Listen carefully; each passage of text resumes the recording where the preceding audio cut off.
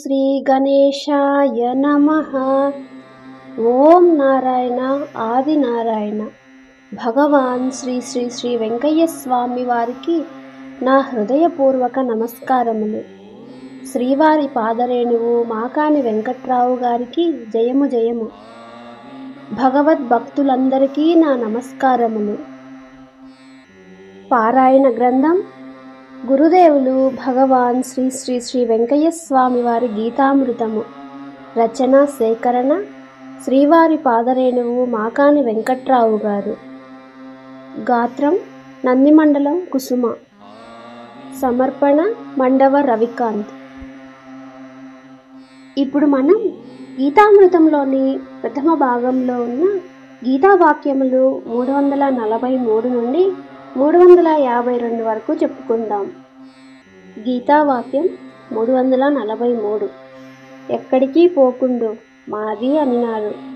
344. చాకలి చేను కాడ ఏమి వేసినారు. 345.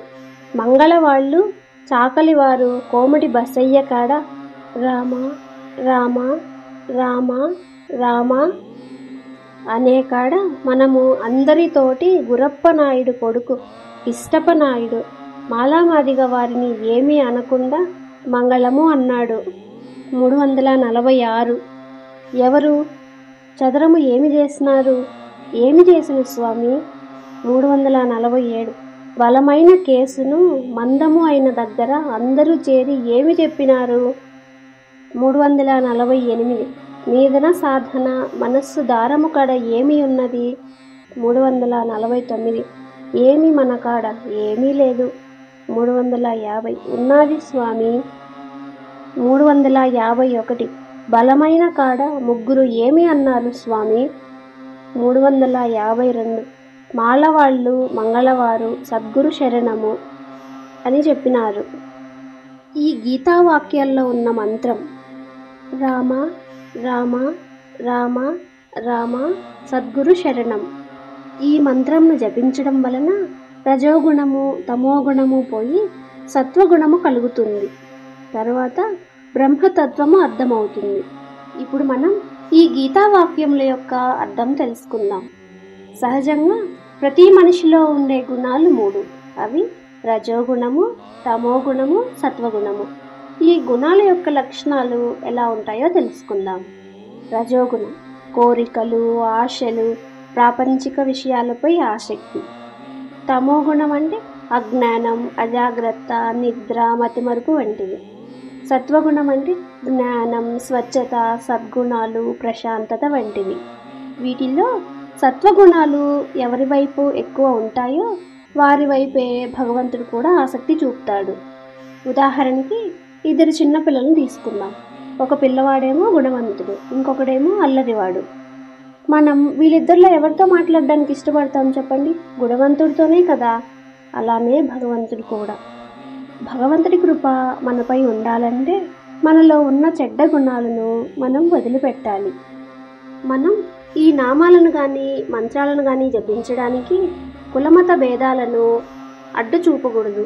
అంటే ఉదాహరణకి మేము చాకలోళ్ళమని మంగళోళ్ళమని కోమటోళ్ళమని గురప్పలమని నాయుళ్ళమని మాలవారని మాదిగవారమని వాళ్ళమని వీళ్ళమని అంటరాని వాళ్ళమని అనే సాకులు చెప్పకుండా అందరూ కలిసి రామ రామ రామ రామ అని ఒకే గొంతుతో చెప్పి సాధన చెయ్యాలి. మన మనస్సుకు ఒక దారం వేసి దానిని బలంగా కట్టేయాలి. సద్గురు శరణం అని వేడుకోవాలి.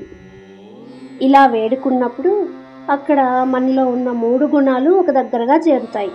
అనగా సత్వము రజస్సు తమస్సు ఇవి 3 చేరుతాయి. వాటిల్లోంచి రజస్సును తమస్సును బంధించి దూరంగా పారవేసి దిట్టంగా సత్వగుణాన్ని మనలో నిలుపుకోవాలి. మనం ఇలా చేయగలగాలంటే సద్గురువును శరణు కోరడం ఒకటే మార్గం. ఈ వాక్యాల్లో ఉన్న మంత్రంను మరొక్కసారి చెప్పుకుందాం. రామ రామ రామ రామ సద్గురు శరణం. ఈ మంత్రములను జపించిన లేక శ్రీ స్వామివారి వాక్కులను యథావిధిగా జపించిన రజోగుణము తమోగుణము తొలగి సత్వగుణము కలిగి బ్రహ్మతత్వము అర్థమవుతుంది. ఓం నారాయణ ఆది నారాయణ. ఇంతటితో ఈ గీతావాక్యముల యొక్క అర్థం చక్కగా పూర్తి చేసుకున్నాం. తరువాయి భాగంలో మనం గీతావాక్యములు 353 నుండి 365 వరకు చెప్పుకుందాం. ఈ భాగంలో ఉన్న మంత్రం మాలమాదిగ వారు సాధారణ వెంకయ్య భోజనము చేసినారు స్వామి. ఈ మంత్రం గురించి శ్రీ స్వామివారి మాటల్లో తెలుసుకుందాం. ఓం నారాయణ ఆది నారాయణ. ఓం నారాయణ ఆది నారాయణ. శ్రీవారి పాదరేణువు మాకాని వెంకట్రావు గారికి జయము జయము. రాజాదిరాజ యోగిరాజ పరబ్రహ్మ శ్రీ సచ్చిదానంద సద్గురు శ్రీ వెంకయ్య స్వామి మహారాజుకి జై. ఇంత చక్కని గీతామృతమును మనకు అందించిన శ్రీ వెంకయ్య స్వామి వారికి, శ్రీ మాకాని వెంకట్రావు గారికి శతసహస్ర కోటి నమస్కారములు. ఈ గీతామృతమును మనమందరం పారాయణ చేసి బ్రహ్మజ్ఞానమును పొందుదాం. సర్వే జనా సుఖినో భవంతు. ఓం నారాయణ ఆది నారాయణ.